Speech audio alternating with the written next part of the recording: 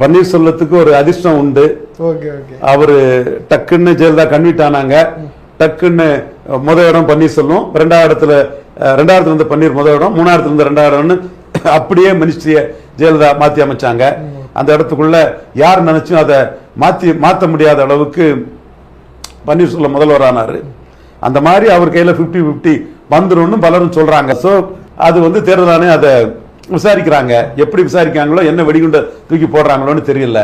ஒருவேளை அபின்ஷியோ வாய்டு சேத துரைசாமி அண்ணன் சொல்றது மாதிரி தொண்டர்கள் தேர்ந்தெடுக்கப்பட்டு பொதுச்செயலாளர் தேர்ந்தெடுக்கப்படலன்னு சொல்லிட்டாங்கன்னா, ஏற்கனவே திருநாவுக்கரசர் பொதுச்செயலாளர் தேர்ந்தெடுக்கப்பட்ட போது தேர்தல் ஆணையம் இப்படி ஒரு தீர்ப்பை சொல்லி இருக்குது. இருக்கு. நீங்க தொண்டர்களால் தேர்ந்தெடுக்கப்பட்ட பொதுச்செயலாளர் அல்லன்னு திருநாவுக்கரசர் கேஸ் இருக்குது. அப்போ திருநாவுக்கரசருக்கு ஆதரவா போனதுதான் சைதை துரைசாமி, மினாசிய ராமச்சந்திரன் போன்றவங்க எல்லாம் போனாங்கன்னு தான் என்னோட ஞாபகம். சைதை துரைசாமி எல்லாம் திருநாவுக்கரசர் ஆதரவா போனதாட்டு எனக்கு ஞாபகம். அப்போ தேர்தல் ஆணையம் அப்படி ஒரு இதை